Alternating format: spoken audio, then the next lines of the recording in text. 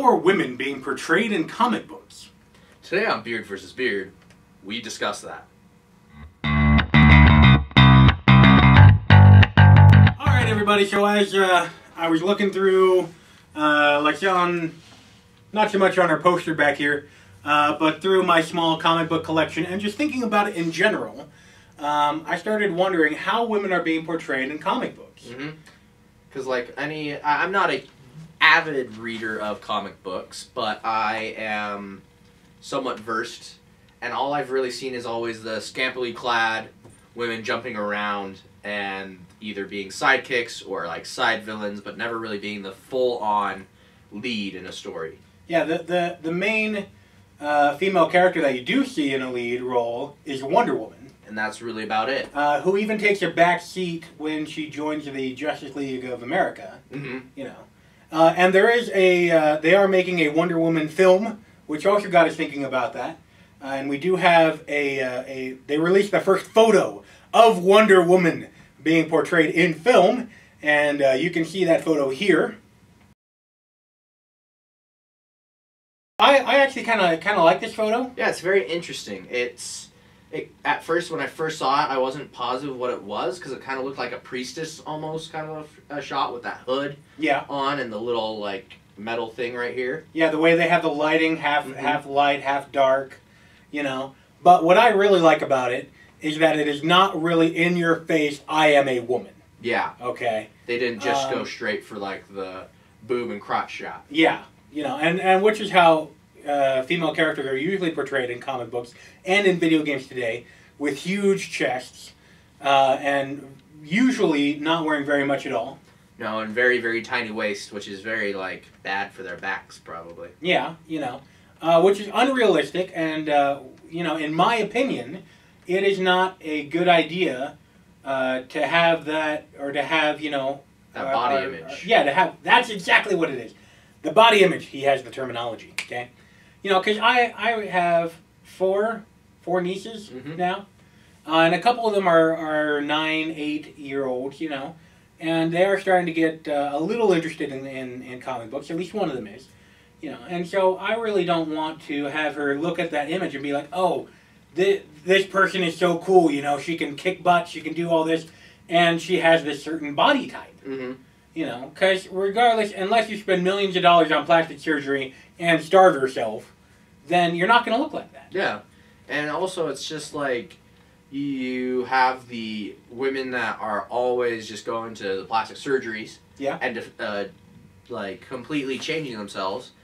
And it's just horrible. And we understand, like, comic books are usually written by men, written for other men. And so we understand that men like women most of the time.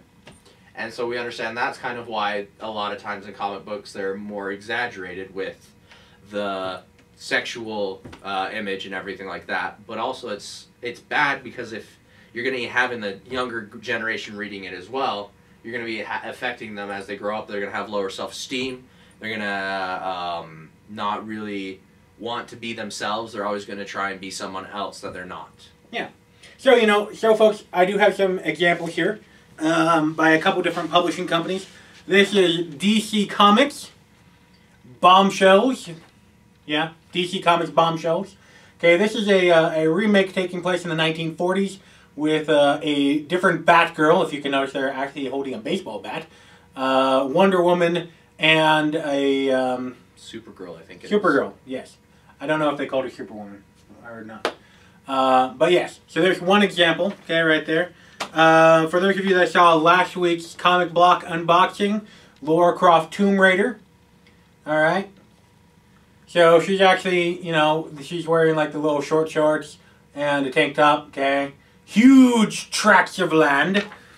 And then you have, by IDW, Dancer Girl, #1, right there. The way I see this comic book is like a remake of Charlie's Angels in comic book form. Okay, you got 3 girls there. All of them aren't wearing much. All of them have gigantic chests and are freaking ripped. Okay, you know, and that's just a couple of examples. And so, what I like about the Wonder Woman picture, let's put that up again,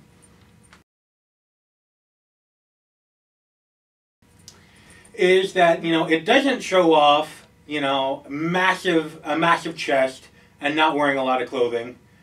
They might do that in the movie itself, because Wonder Woman has been drawn that way, you know.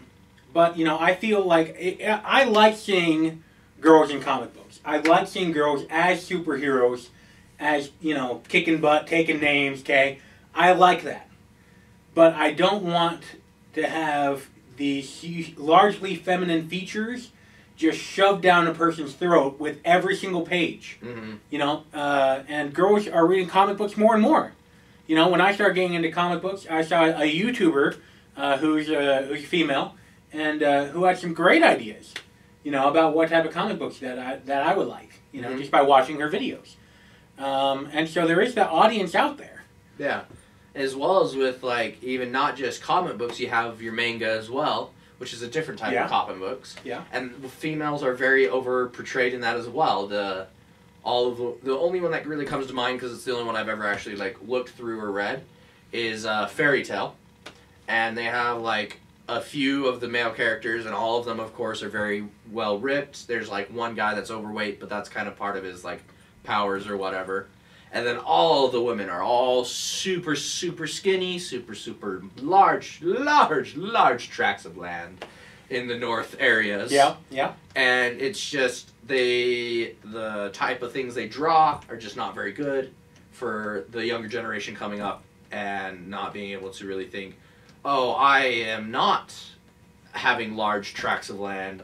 Boys will not like me because of this. Yeah. I should not be myself, and I should be something else. Yeah, and like you were saying before, like all three of these examples, like Dancer Girl here, okay, this is all written and drawn by men.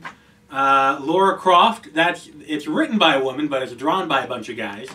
And DC Comic Bombshells here. I believe it's a man written, but I'm not sure about the drawing.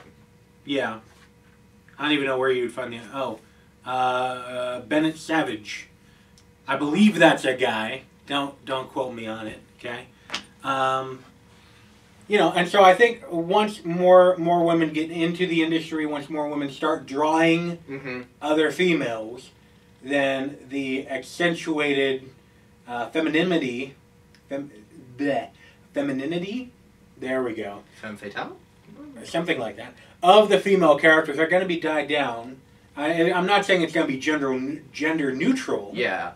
You know. Because you don't really see with guys, like, yeah, they're all muscly, but you don't see them drawing giant packages upon them. Yes. And it's like, if you're going to do it to one, do it to both, I guess. That's signifying we're done with our bit right here, but we'll finish our thought. And so it's just, you don't want to be over-accentuating one side without then treating the other with respect as well. So if you're like, oh, we can do this with one, but we're not going to do it with this one, that's not all right. Yeah, that's being a hypocrite. So let us know what you think in the comments down below or on Facebook.com/Taylor and Seth to let us know what you think about how females should be portrayed in comic books and in comic book movies as well. But now it is time for... the random question of the day. Wrong. Wrong. It's the beard of the day first. Exactly, the beard of the day. Where we take our second or two to compliment the beards that you have submitted to us. Now remember, folks, you don't have to have a real beard. You can make a fake beard and send it to us. Comments, Facebook. And we can feature you here on the show and get you up on our Bearded Wall of Fame. Okay. So who is our beard of the day? So our beard today is Marcus. He is from London, England. Well, he's living there. But he has been growing this for about 2 years now, I believe is what he said. But he's trimmed it, of course, because he is married. And so this is Marcus. It'll come up on the video. Probably already has. It already has. At least if I'm doing the editing. You will be. This is your day, so to speak. So yesterday it was Tyler. You've been a good beard of the day. We will put you up on our Bearded Wall of Fame. But Marcus, congratulations on being our beard of the day. Don't go shaving on us. And now it's time for the random question of the day. Today's random question comes from Mindy down in St. George. I believe this is the third question that she submitted. She's very questionable. She questions a lot. I love it. Good job, Mindy. Keep it up, Mindy. All right. She wants to know, what is some weirdest or funniest holiday traditions? Ooh, that's a good one with Thanksgiving coming up. Yep. Thanksgiving is tomorrow. Oh, yeah, it is. That's tomorrow. It is tomorrow. So what do you do on Thanksgiving? What is a good tradition? Well, our family traditions are different. For myself, I grew up moving around a lot, so we didn't always have family near us when we had Thanksgiving. So we a lot of times would have friends over. I think the funniest tradition, it was a tradition for about 3-4 years in the family, not really much anymore with the kids moved out. But we had chimichangas. Chimichangas? Mm-hmm. Okay. And we invited friends over, and we just had a giant plate of chimichangas. And so we had like 5 teenage boys, all 4 of us, except for one because he was too young, were on the soccer team for the school. So we were all big guys. And so we just pounded those, and it was just really funny because my mom was just like, all right, we have 3 plates left. And we were like, all right. And she's like, that's 20. And we're like, sweet, what are you guys having? And so that was pretty fun. We'd always just devour everything. Yeah. But what about yourself? What did you do? Well, really, growing up, we didn't really do much for Thanksgiving. We had a family dinner at the end of the day. But I guess really the only main tradition is I have several brothers. And my brothers and my dad would go down to an elementary school, and we would get together with a bunch of guys from the church, and we would play football. Okay. American football. Turkey Bowl. Yes. And so, it was typically called, the Turkey Bowl or the Mud Bowl or something like that. Because I'm from the Oregon coast, so it would always be muddy this time of year. And we would, play touch or tackle ball depending on how young of a crowd it was that year. And just, have fun. And I think that's what Thanksgiving is about, is getting together with people, having a good time, and making memories. Yeah, it's really a family-oriented holiday to remember what we're thankful for and why we have each other, really. Yep. I think is the main thing. And so in the comments below, just let us know what kind of fun or weird family traditions that you have, and we'll be able to get back to you and see who has the weirdest one. That's right. Or you can comment at facebook.com/Taylor and Seth. And until tomorrow, Thanksgiving Day, I am Taylor. I'm Seth. Don't go shaving on us.